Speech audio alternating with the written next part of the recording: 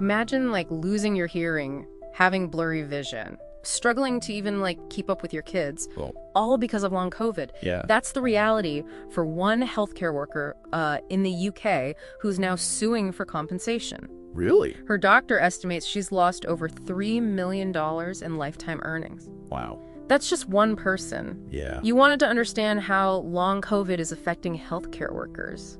And honestly, it's a pretty complex issue. It really is. We've got data from WorkSafe DC, a UK news article about these lawsuits, and even an expert report prepared for the UK's COVID-19 inquiry. That's quite a range of sources, and Yeah. they touch on everything, from the prevalence of long COVID to the debate over whether it should be recognized as an occupational disease. We even delve into how COVID-19 is actually transmitted, which gets surprisingly complicated. Okay, let's unpack this. Yeah. Starting with the WorkSafe BC data. Get this. Okay. Up to February 2022, they allowed a whopping 95% of COVID-19 claims. That is claims where someone actually got sick, not just those who were exposed at work. Right, so that's a significant number. It really highlights how widespread the risk was for healthcare workers during that period. Right. Remember, an allowed claim means WorkSafe BC determined the worker likely got COVID-19 at work, where the risk was higher than for the general public. Makes sense. So if we look at the industries hit hardest, it's not surprising to see long-term care and acute care at the top. Right. But then you've got industries like vegetable greenhouses Interesting. and poultry processing, which I wouldn't have guessed. It's a reminder that COVID-19 impacted a much wider range of workplaces than we might initially imagine. Right. And if we break it down by occupation, again, no surprise to see nurse aides and registered nurses high on the list. Yeah. But it gets interesting. When you see occupations like pursers and flight attendants, or even industrial butchers, the range is pretty startling. It really shows how this virus spread through so many different parts of our lives. Yeah. And there's a caveat here, right? They only include occupations with at least 5 allowed and disallowed claims to protect privacy, Right. which means the picture could be even broader. Absolutely. Yeah. And we also have to consider that the occupational data might be lagging behind, adding another layer of complexity to the already nuanced picture we have so far.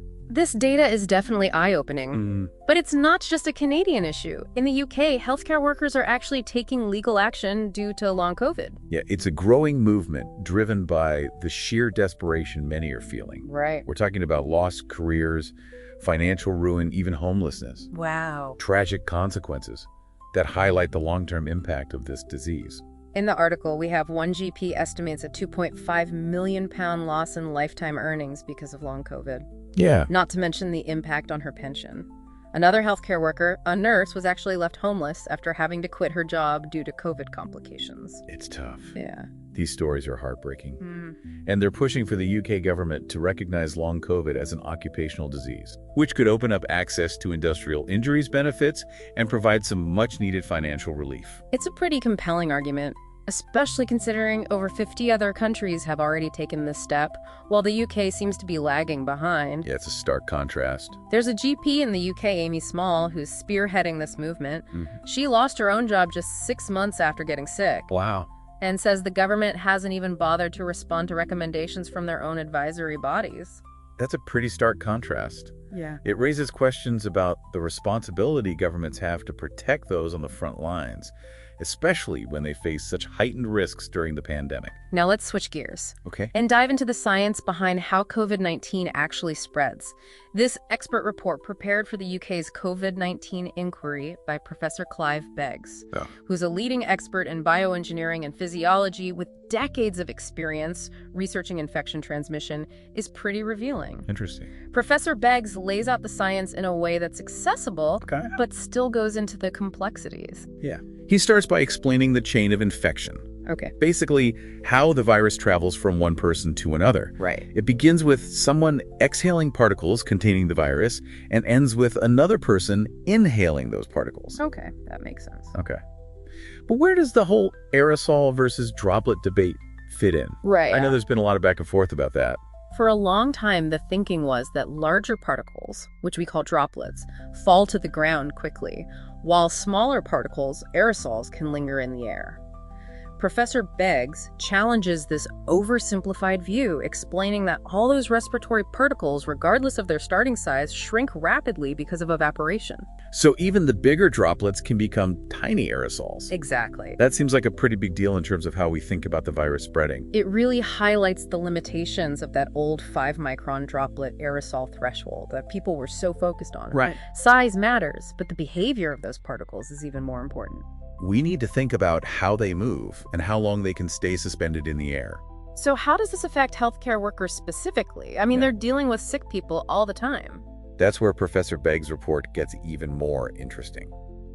He argues that we've historically underestimated the role of aerosol transmission in healthcare settings, especially outside of those specialized high-risk areas we typically associate with airborne precautions. He's essentially saying that general wards and even non-clinical spaces like staff rooms could pose a greater risk than we realized. Yeah. It sounds like a major oversight. That's exactly his point. He even calls out the UK's guidelines for ventilation in healthcare facilities, known as HTM guidelines. Right. He argues that they're outdated, focusing more on comfort and odor control than on preventing the spread of infection. So these guidelines are basically ignoring the potential for airborne transmission in everyday healthcare settings? It seems that way. He points out that the guidelines, even state healthcare workers, aren't at higher risk of airborne infection than the general public, which contradicts what research has shown, especially during the pandemic. That's a pretty alarming disconnect. It is. So what does Professor Beggs recommend? What can be done to protect healthcare workers better, given what we now know about aerosol transmission? He dives into the nitty-gritty of protective measures, starting with the whole debate over surgical masks versus respirators. Okay.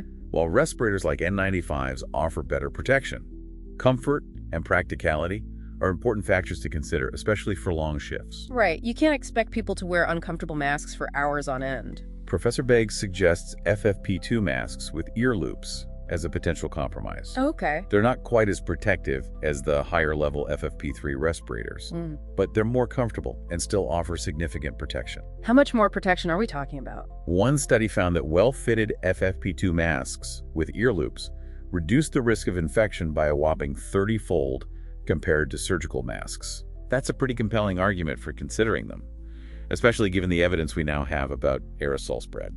Okay, so better masks are definitely part of the solution. But what about the air itself?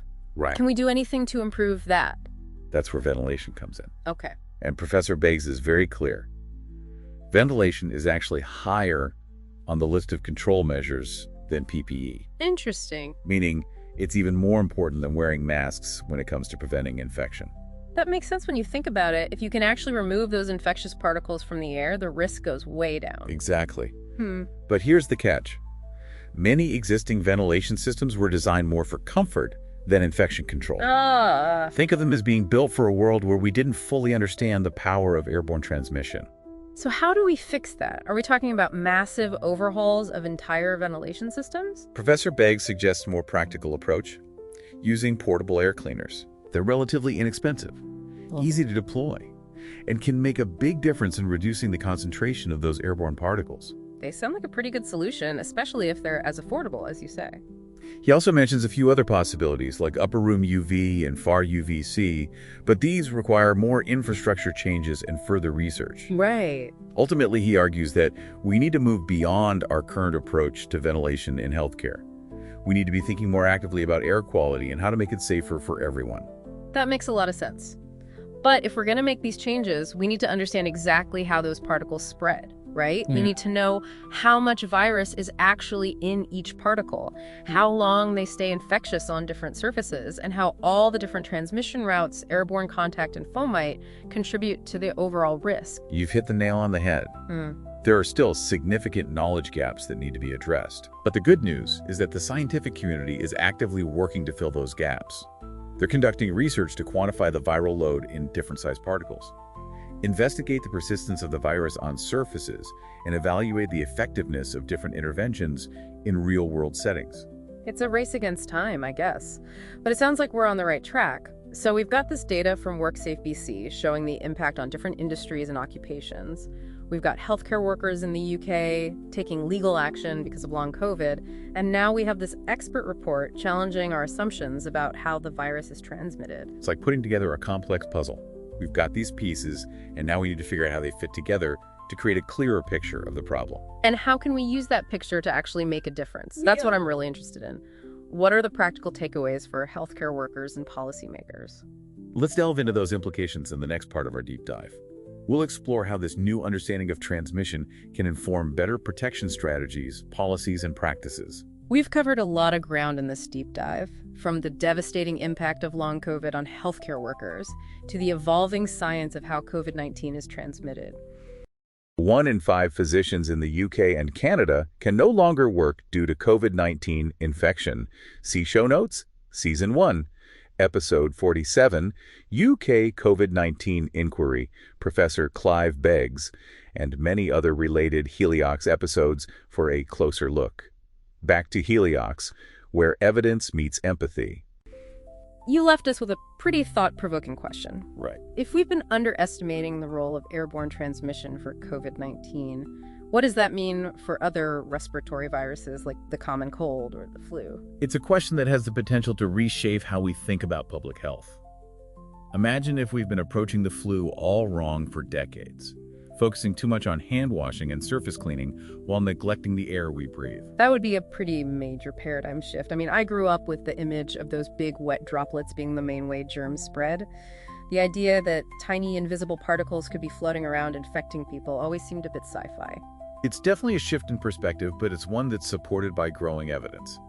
And if it's true, it could have huge implications for how we design buildings, how we ventilate indoor spaces, and even how we behave in social settings. So are we saying that we should ditch hand washing and surface cleaning altogether? Not at all.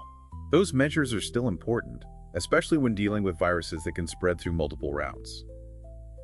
But this new understanding of airborne transmission adds another layer to the equation. It suggests that we need to be thinking more holistically about how we approach infection control. It's like we need a multi-pronged approach. Better ventilation, better masks, when appropriate, continued hand hygiene, and maybe even a shift in our social norms around things like staying home when we're sick. Exactly. And it's not just about preventing the spread of disease, it's also about creating healthier indoor environments in general. If we can reduce the concentration of all those respiratory particles in the air, we're not only reducing the risk of infection, but we're also potentially reducing the severity of symptoms even for those who do get sick. That makes a lot of sense. And it's not just about COVID-19 anymore. We're talking about a whole range of respiratory viruses that could be affected by this new understanding. Think about the potential impact on schools, for example. If we can improve ventilation and reduce airborne transmission, could we reduce the number of colds and flu cases that spread among children each year? Could we create a healthier learning environment for everyone? That would be a game changer for parents, teachers, and of course the kids themselves. And what about workplaces? Could this lead to fewer sick days, higher productivity, and a healthier workforce overall? It's certainly possible. And it goes beyond just the immediate benefits. If we can create environments where people feel safer and healthier, it can have positive ripple effects on everything, from employee morale to our overall sense of well-being. It's like we're not just fighting viruses, we're investing in a healthier future for ourselves and for future generations. But I have to ask, is this realistic? I mean, are we really going to see widespread changes in how we design and operate buildings, or is this just a pipe dream? I think it's more than a pipe dream. The pandemic has forced us to confront the limitations of our current approach to public health, and there's a growing awareness of the importance of indoor air quality. We're seeing more investment in research, more innovation in ventilation technologies, and more public discourse about these issues. It feels like there's a real momentum building. And if we can harness that momentum and translate it into meaningful action, I think we could see some truly transformative changes in the years to come. I agree. And it's not just about governments or institutions making these changes, it's about all of us becoming more informed, more engaged, and more empowered to advocate for healthier environments in our own lives and in our communities. So it's not just about waiting for someone else to fix the problem, it's about taking ownership and being part of the solution. And that's a pretty empowering message to end on. Absolutely.